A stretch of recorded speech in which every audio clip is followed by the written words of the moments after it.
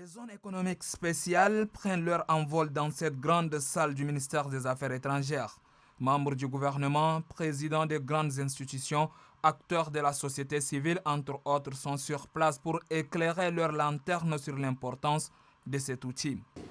C'est au regard de ces contextes économiques nouveaux que le gouvernement a initié ces projets de grande envergure du développement des zones économiques spéciales.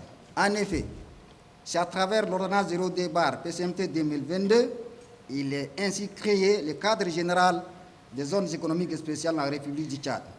Cette loi détermine le vaste champ d'action des zones économiques spéciales qui couvre entre autres les zones industrielles, agricoles, artisanales, commerciales, les zones franches, logistiques, les zones spécialisées, les agropoles, les technopoles, les pôles de compétitivité, les complexes touristiques, etc.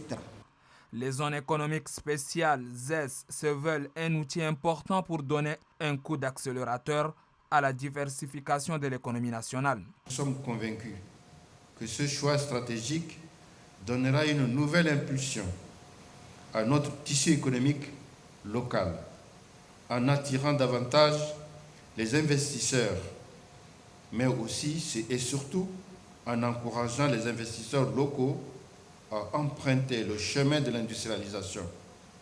Elle nous permettra de changer ce paradigme en amorçant, je l'espère, la diversification de notre économie et en réduisant considérablement la dépendance du pays par rapport au pétrole, situation qui a entraîné les pires crises que nous avons connues et jamais connues.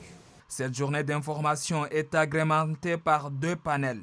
Le premier, composé des ministres, porte sur les thèmes le dispositif incitatif dans les ZES, contribution des ZES au développement et à la diversification de l'économie. Et le deuxième, animé par le partenaire, a traité de la contribution des ZES au développement du tissu industriel tchadien.